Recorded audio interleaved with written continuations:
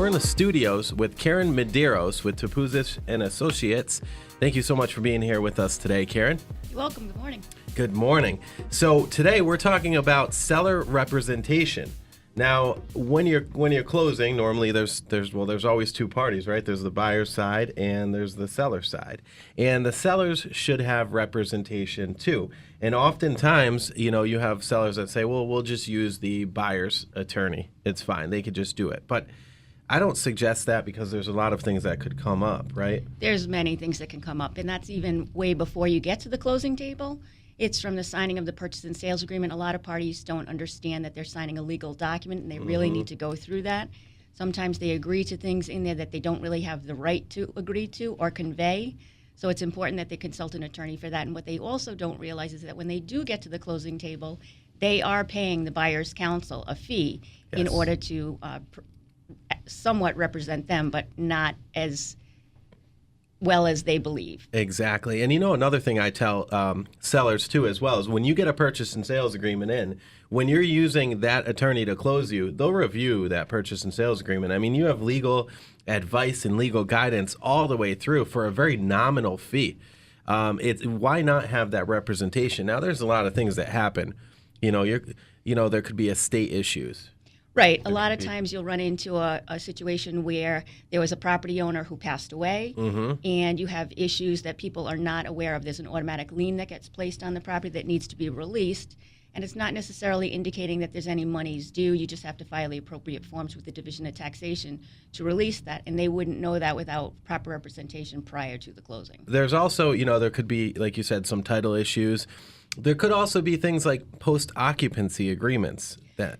There are. Sometimes people don't realize that when they actually are closing that they need to be out of the house. So, they might go for the walkthrough and everything's there. Clothes are in the closet. So we have to draft up agreements. And sometimes at the closing table, as far as who they're going to stay in the property, there's going to be a rent back. What's the situation going to be as far as insurance, if something happens when they're moving the things out, and then another walkthrough when the sellers do actually leave so that the buyers get the property in the condition that they're expecting. And Karen, those are not always pretty. Now imagine being a buyer going to the closing table and the seller isn't even packed and out of the house. I've seen it. It's a bit ridiculous, but there's some emergencies in some cases where we can understand.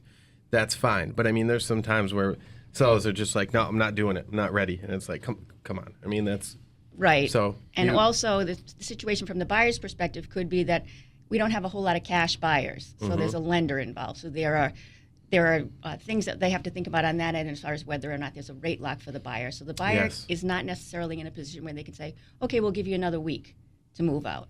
A lot of times the buyer already has their stuff all packed up. It's in a moving truck ready to pull in the driveway. I'm sure, as you know, we hear that all the time. So it does present a situation where it's a little bit stressful for all the parties. So you try and just, calm that situation, do what you need to do, and get them to agree, and then move forward. Oh, yeah. Or, there's some cases where, there's certain stipulations with financing where you have to close by X date, whether it's a short sale, whether it's a, it could be somebody is switching jobs or somebody wants to buy a car or whatever. We say close first before you do any of that. So needless to say, imagine two parties, buyer's side, sellers without representation there. The buyer's side attorney all over the sellers. Not a good spot to be, okay? Nope. Realtors, as realtors, we can only do so much, but when you're battling against an attorney, it's not always easy. And then there's also things like the 71.3. Now, when I was looking at our segment here, I was like, 71.3, what is that? And then you had to remind me. It's a non-resident withholding portion of the closing if someone is selling property located in Rhode Island, but they don't live in Rhode Island. There's withholding that they necessarily have to pay. And if you're an individual and you don't know about this prior to closing, so if you don't have an attorney, what happens is 6% of your net is deducted from your proceeds. And if you're a corporation, it's 7%. You can also handle this ahead of time if you have an attorney and you know about this, so that you take your sales price less the cost of sale, and then you do your percentage based on that. But a lot of people don't realize that just because they live out of state, they're going to be subject to that withholding. Aren't the corporations 9%? It reduced back down to 7%. It did? Wow, that's awesome. Okay, cool. So we need to update our purchase, not our purchase sales, our listing agreements, because when we're listing somebody, it has on there 9% 9%. of corporations. So the Rhode Island Association of Realtors needs to update our listing agreements.